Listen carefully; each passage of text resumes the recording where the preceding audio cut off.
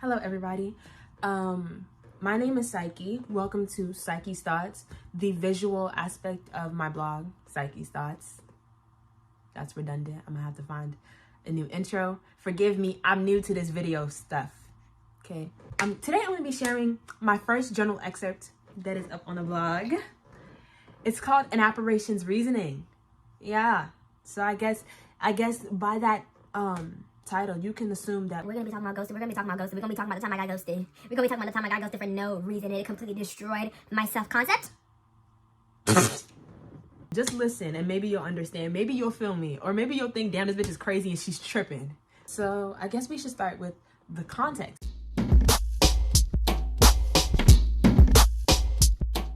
It was like... what? It was last year, right? Like... around this time last year, actually. So it's September. No, before this. Way before this. Around this, but before this. During this, but before this. So like when it happened. So August. I will never forget the date. I will never forget the date, actually. I will never forget the date. It was August. It was August. I met the boy August? No, I met him July. What's the month before? July. July. Okay, sorry. During the summer, I was ripping and running like a rolling stone, baby. I was averaging like 2 talking stages a month. Like, I could not keep a man to save my life. Still can't, but you know what? That's okay. So it was nearing the start of semester, and I was like, thinking to myself at this point, like, it's time to settle it down. Like, either you stick one person for the holidays, just stick to one, or it ends and it's done. But like, either way, we're not gonna be doing it's not gonna be too much more of the ripping and running that I was doing this summer. I just decided, like, we're gonna have to slow this down, because nobody has time to be mad about a nigga on a school night. Like, actually, nobody. Do you have time? Like, no. I think that's one of the stupidest things ever. Like, honestly, especially in college. Like, I'm a tech major. I'm a cybersecurity major. I'm not finna be mad at you and then I gotta go open Cisco Packet Tracer. It's not gonna end well for anybody. It's not gonna. I hate Cisco Packet Tracer. My initial plan was, like, with the semester nearing up, I wasn't even looking for anything serious. I was just gonna look for somebody. I was looking for a text man. I was looking for somebody to flirt with on occasion, right? But whatever. I messed around. I messed around and I found Wildcard. That's what we're gonna call him. Why are we calling him Wildcard? Because I wasn't expecting, he was a wild card. I wasn't expecting to like him as much as I did, right? So essentially what happened was, I met Wildcard. We went on 2 dates. Then I got ghosted. But okay. You're like, girl, you went on 2 dates and you got ghosted. That's what. It's not even the fact that I got ghosted after I sent a selfie. That wouldn't hurt you. That wouldn't crush you a little bit. That wouldn't crush you. Look me in my face and tell me that wouldn't crush you a little bit. Look at this. First of all, look at his face. Anyway, let's get into this mug. Hello. Anyway. Obviously, this bothered me a lot, so I ended up journaling about it. And here I'm gonna read you the excerpt from my journal. So bear with me, because it's... Before I even start reading this, let me tell you, I talk really fast. So you might want to put this in, like, you might want to slow down speed. While we're on the subject of this guy ghosting me, I really wonder what it is that I did.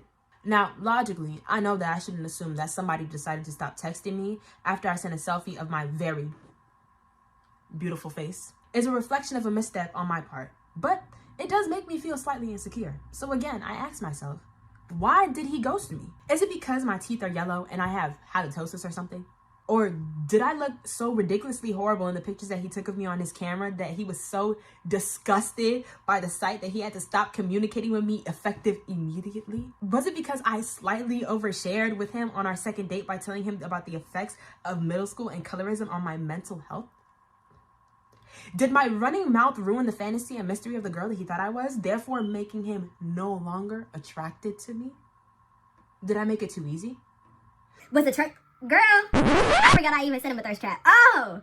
At least I didn't get ghosted after that one. Was the thirst trap picked too much? Did he realize that a part of my attraction to him fell through the first time he showed his natural black ass? I'm not gonna say that. I'm gonna take that out. Did he realize that a part of my attraction to him fell through the first time he showed his ass and decided to leave before I could leave him? If I knew that I would get ghosted like this on my last hurrah, I would have kissed him more. That reminds me. Is it because I kissed him on the cheek and didn't easily give in to my lustful thoughts on the train, which made him realized that he would have to work a little harder for even a slight chance of getting into heaven. That's a euphemism for it. That's a euphemism for, other stuff. Okay. Did he take offense to the "don't be hasty" comment? Did he think that I was in love with him or something because I sent a selfie without him asking? Okay, I can't be serious to save my life. Did he find my Tumblr and realize that I'm still thinking about a guy from long before him? Are niggas scared of non-factor ass niggas now? I'm sorry, am I a catfish? Can't be. All of this weighed heavy on my mind about a month and a half ago, but now I honestly don't think about it much, to the point where I'm scavenging through every possible reason. Now it's more of a, I wonder what happened. Like was that all you got? I expected more from him, really. Mr. Wildcard made himself to be some sort of mystical, mysterious, ultra-entertaining person. He was putting on a performance. I knew it. It was entertaining, so I let him cook for the most part. What can I say? I love the game. The cat and mouse, the push and pull of dating. I tried to tell him there was no need for pretending around me, but not too much, because that would make me a hypocrite. I was still trying to convince my 15 to 25% of me that I would be cool with this, with him. I could be wrong. He could actually just be like this. And I don't doubt that a part of him is for a second, but it was like he was amplifying it to impress me. I was attracted to his passion and zest for life, though, and how unafraid he was to share his art. I was hoping that he would show me something new, but a man is a man in the end. Oh well, he's cool peoples. A shame that he ghosted, because I would have been completely okay with being friends and never kissing him again. I mean, what is there to say about that excerpt? That excerpt actually says all. That girl, I was going through it. So there's two parts to this excerpt. I wrote the acceptance section of this excerpt probably October. So I wrote the overthinking section of this excerpt probably like August. I want to say, was it August 25th? I remember that day. That date is significant to me. That date is very significant to me. And I think I'm gonna put in the selfie. I want to put in the selfie, and I want you guys to tell me, would you ghost me if I sent you that selfie? Would you ghost me? I'm gonna put the exact same selfie. Would you ghost me? I don't think I deserve that. But anyway, we're gonna get into the reflection. For someone who is no stranger to rejection, this situation affected me in a way I still fully cannot communicate. But why? Ghosting is quite common nowadays and is more or less considered acceptable. Shit, I've ghosted a few niggas. We were only in communication for a little over a month, so technically he would be well within his rights to up and disappear. Sure, it would probably sting a bit, but there would be no reason for me to dwell on the situation. Why would this ever be the last thought on my mind at night and the first thought in the morning? This shit was haunting. I'm serious. Y'all, this shit was haunting me. I know if I'm haunting you, you must be. It was haunting me. Haunting you, I'm haunted. It was haunting me. Okay? I thought that I was long past the days when my self-image could be completely demolished by some offhanded action. I was wrong, bitch. It wasn't the ghosting alone that got me. It was the ghosting me right after I sent this up. You ghosted me. You couldn't text me something else, and then I texted you something else, and then you ghosted me right after I sent this up. Like, you ghosted me right after I sent this up. Did you have to ghost me right after I sent this up? Did you have to ghost me right after I sent the selfie though?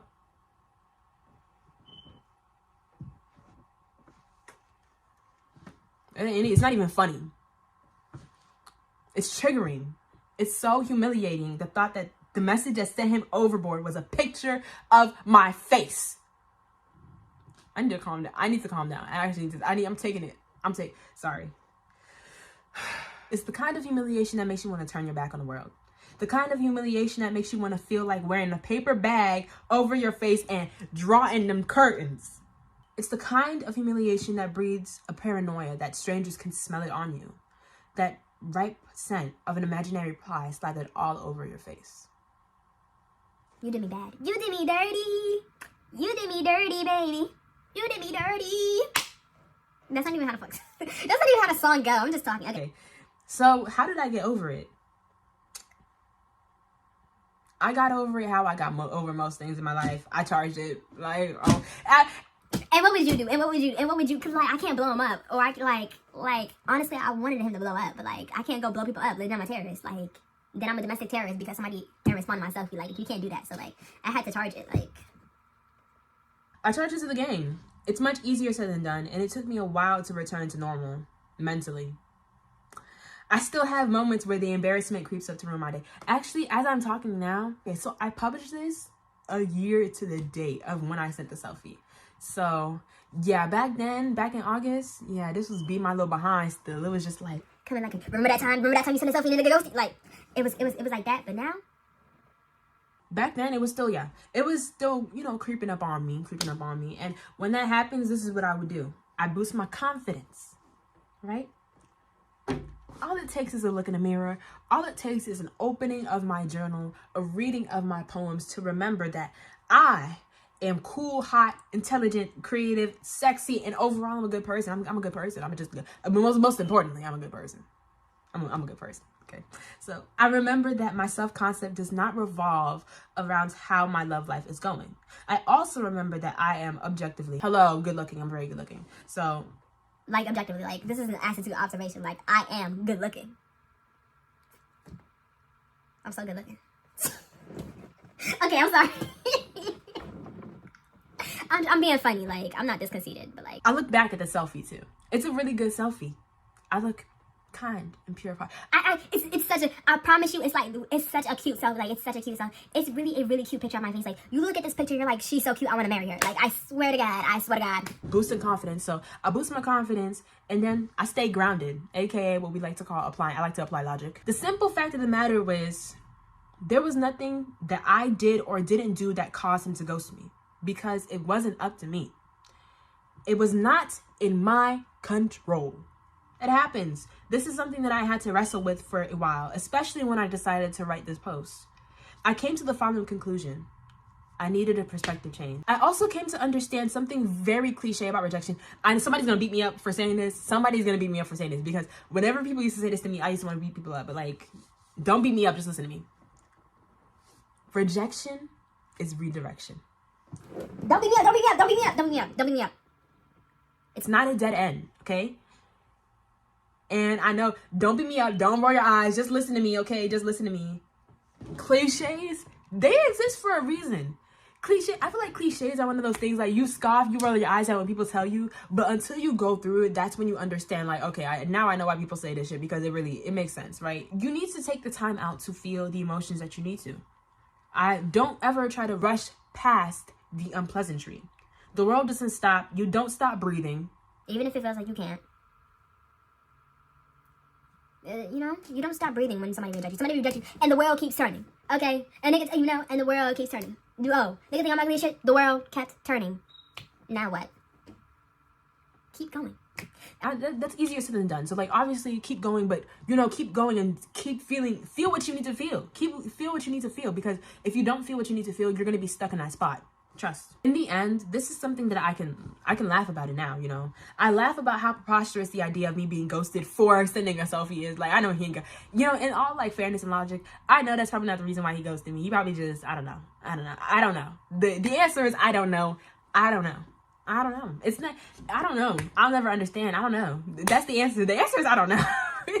The answer is, I don't know why I got ghosted. And you just have to learn to be satisfied with not knowing. I laugh about how much it affected me and how long it affected me, girl. And even though I would definitely never like to go through, don't get me. I'm laughing, but it's not funny. Ain't shit funny. I would never go through this again. I laugh because I'm kind of grateful. If not for Wildcard or his disappearance, I probably would have had to learn these lessons later down the line. Like, okay, being 20 and getting ghosted after a selfie, like, that's fine. Being 21 and getting ghosted after a selfie and letting it ruin your life a little bit. It didn't ruin my life a little bit. I felt like a monster. I felt like Quasimodo for a second. I'm not joking. Like, nothing was funny. Nothing was funny for months. Did I read that part? Where I was like, nothing was funny for months. Nothing was funny. I promise you, after I got ghosted by him, I didn't laugh for like months. I promise, nothing was funny. Like, every time I would laugh, I'd be like, bitch, why are you laughing? You got ghosted after you sent a selfie. That's not a laughing matter.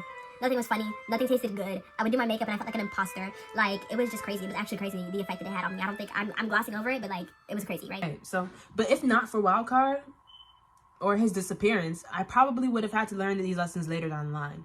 If my relationship with Wildcard went the way that I planned for it to go, Whole time, I had no real plan. I didn't have a fucking plan. The plan was not to have a plan. but if it went the way that I wanted it to go, then I'd probably still be jumping from talking stage to talking stage. Never really, taking a moment to actually think about what I really want. In the end, maybe the Apparition's reasoning for ghosting me was to get me to slow down, to actually heal, and not just pick up shifts to ignore the gnawing at my chest. For that, I wish him all the best. Actually, I wish him all the best. I wish him all the best. I wish him all the best. I'm not gonna say that. I'm not gonna say that I hope you fall off that bike. I'm not gonna say that I hope you fall face forward off that bike. I'm not gonna say that because I wish you the best. I'm not gonna say that. I'm not gonna say that I hope you fall face forward off that bike and scrape your elbow. I'm not gonna say that because I wish you the best. Genuinely, I wish you the best. Genuinely, I wish Wildcard the best. I do. I genuinely do. I genuinely wish him the best. Like, seriously. Whew.